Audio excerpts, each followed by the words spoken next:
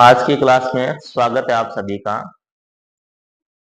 हम पृथ्वी की उत्पत्ति पढ़ रहे हैं और आज हम पृथ्वी की उत्पत्ति से संबंधित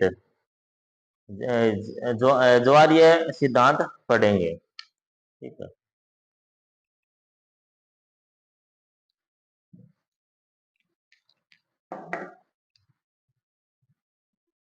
जेम्स जीन्स की ज्वारीय परिकल्पना। जेम्स जीन्स महोदय हैं। ठीक है। इन्होंने 1919 में अपना सिद्धांत दिया था। जेम्स जीन्स महोदय ने ज्वारीय परिकल्पना, जिस तरह से चंद्रमा और सूर्य की आकर्षण शक्ति से पृथ्वी पे जो समुद्री क्षेत्र है वहां पे ज्वार आता है, उसी तरह से जो जेम्स जीन्स है इन्होंने कहा कि जो सूर्य है, सूर्य के पास में कोई आता तारा आया था पास में, जो सूर्य से आकार में बड़ा था, तो उसकी आकर्षण शक्ति के कारण सूर्य से एक ज्वार उत्पन्न हुआ और उसी से ही ग्रह और उपग्रह की रचना हुई है। तो ये ज्वारीय सिद्धांत है। उसके बाद 1929 में, ठीक है, जेफरीज महोदय ने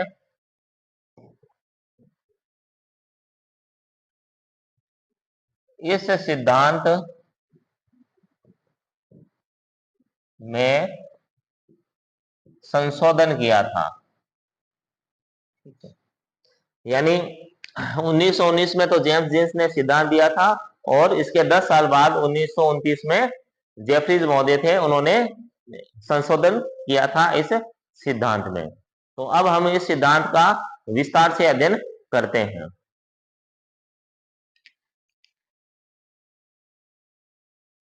यह सिद्धांत ये जेम्स जीन्स ने देने से पहले कुछ परिकल्पनाएं की थी। 7 परिकल्पनाएं हमारी बुक में दे रखी है जो जेम्स जीन्स ने की थी। यानी कुछ ऐसी बातें हैं जिन्होंने इन्होंने परिकल्पनाएं की कि इस तरह से हुआ होगा। ठीक है, इसका हम देखते हैं। सबसे पहले तो इनकी परिकल्पनाएं हैं जेम्स जीन्स की परिकल्पनाएं। ठीक है। सबसे पहले इन्होंने कहा था कि सौर मंडल का जो निर्माण है, सौर मंडल का निर्माण सूर्य और एक अन्य तारे से हुआ है। ठीक है। दूसरा है इनकी परिकल्पना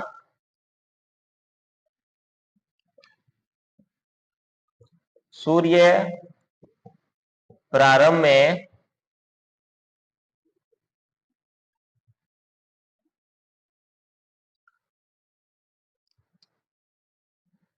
में गैस का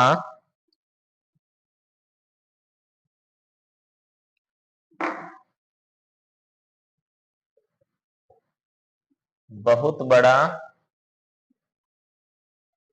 गोला था। तीसरी परिकल्पना है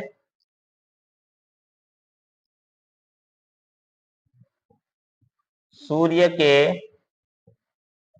अलावा ब्रह्मांड में एक अन्य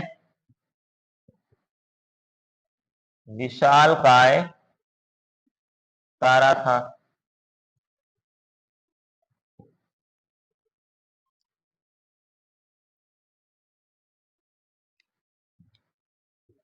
सूर्य अपनी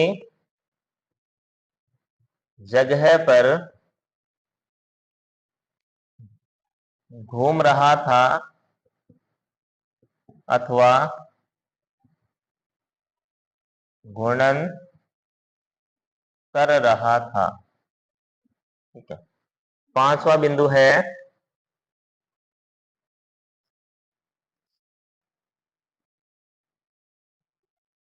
साथी तारा सूर्य के नजदीक आ रहा था।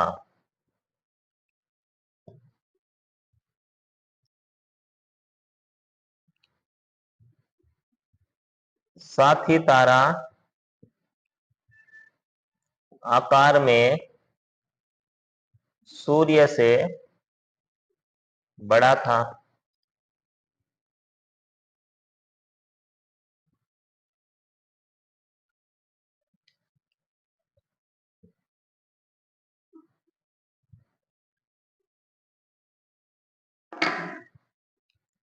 पास आते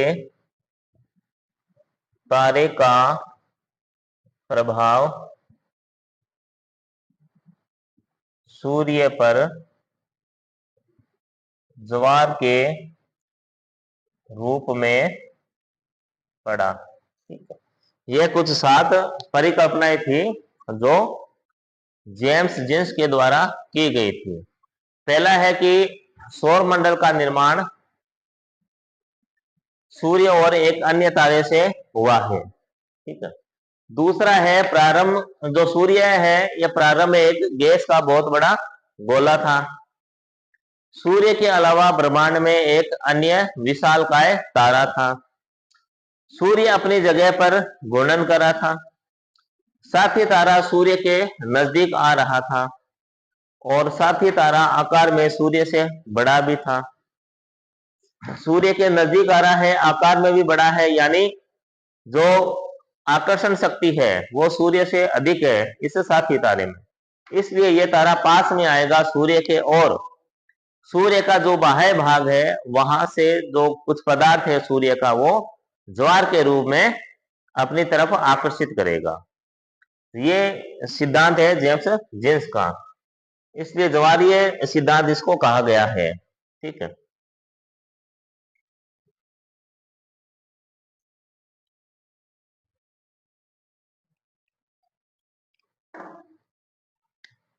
जैसे ये सूर्य है,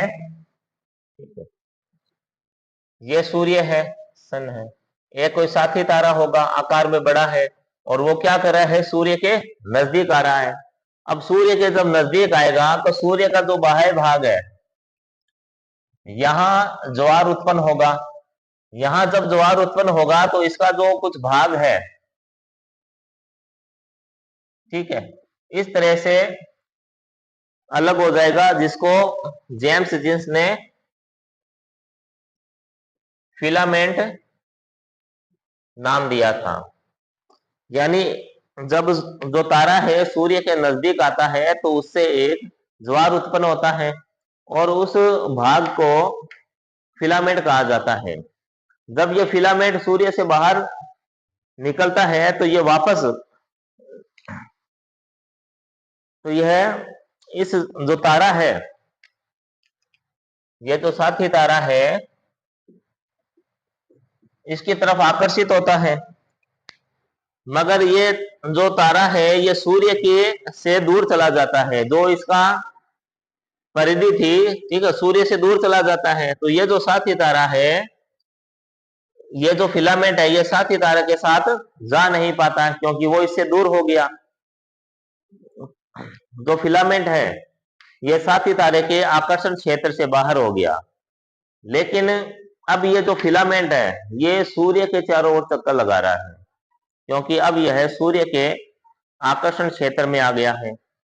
ये वापस इसके अंदर नहीं जा पाया क्योंकि ये इससे कुछ दूरी तक साथी तारे की तरफ आकर्षित हुआ था। तो अब ये सूर्य के आकर्षण क्षेत्र से बाहर हो गया और साथी तारे के दूर चले जाने के कारण ये जो फिलामेंट है अब सूर्य के चारों ओर चक्कर लगाने लग गया। ठीक है। तो ये जो फिलामेंट है इसका जो किनारे वाले भाग है, दोनों किनारे हैं, दोनों किनारे वाले भाग पतले हैं और जो इसका मध्य का भाग है वो मोटा है। ठीक है, इस तरह से इसका जैसे डायग्राम बनेगा।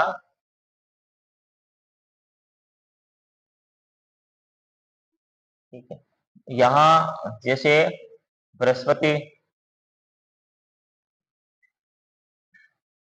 यहां मंगल ग्रह, फिर पृथ्वी, फिर शुक्र और ये बुध, ये शनि, अरुण और वरुण ग्रह। ठीक है, अब जो मध्य में है ना मोटा भाग, तो जो बृहस्पति ग्रह है ये आकार में सबसे बड़ा ग्रह है सौर मंडल का, इसलिए ये आकार में सबसे बड़ा है। और इसके जो दोनों किनारे ये क्या है, ये पतले हैं, तो दोनों किनारे जो पतले हैं तो यहाँ जो ग्रहों का आकार है वो छोटा है, मध्य से मोटा है, तो ये ग्रहों का आकार बड़ा है इसमें। ठीक है, अब उसके पश्चात इसमें संशोधन। ठीक है, ये जेफरीज के द्वारा संशोधन है इस सिद्धांत में।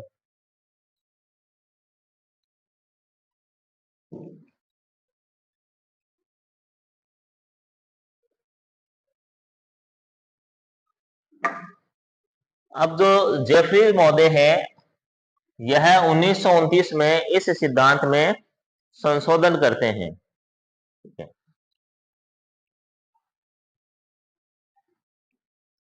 ये संशोधन पेश कर, ये कहते हैं कि जो सूर्य है, सूर्य तो है ही, ठीक है, और एक और तारा है, ठीक है, और इन्होंने 3 तारे बताए। ठीक है, जैसे एक साथी तारा, एक अन्य तारा। जेम्स जिस ने तो कहा कि जो साथी तारा है उसके आकर्षण से सूर्य से फिलामेंट अलग होता है, मगर जेफरीज महोदय अलग बात कहते हैं। जेफरीज महोदय कहते हैं कि इन 2 तारों का, ये 2 तारे आपस में टकराए हैं। ठीक है, यानी ये दोनों तारे थे जो एक ही परिपथ में विचरण कर रहे होंगे और इनमें एक टक्कर हो गई। इनमें टक्कर होने की वजह से ग्रहों का निर्माण हुआ है, ऐसा जेफरीज महोदय कहते हैं। ठीक है, अब दोनों की क्या है, परिकल्पनाएं काफी अलग हो गई। ठीक है, काफी अलग हो गई इनकी। इनके अनुसार तो जो सूर्य है इससे एक जो फिलामेंट है वो अलग हुआ है, और इनके अनुसार क्या है, ये 2 तारे जब आपस में टकराए हैं तब जाकर इनका निर्माण हुआ है सौर मंडल का। बस यही एक आसान से सिद्धांत है ये। ठीक है, ज्यादा कुछ भी नहीं है इनमें, बड़े आसान से सिद्धांत है ये। तो इसके बाद एक अंतिम सिद्धांत अपना रहेगा बिग बैंग सिद्धांत या बिग बैंग थ्योरी। ठीक है, ये हम नेक्स्ट क्लास में पढ़ेंगे। धन्यवाद।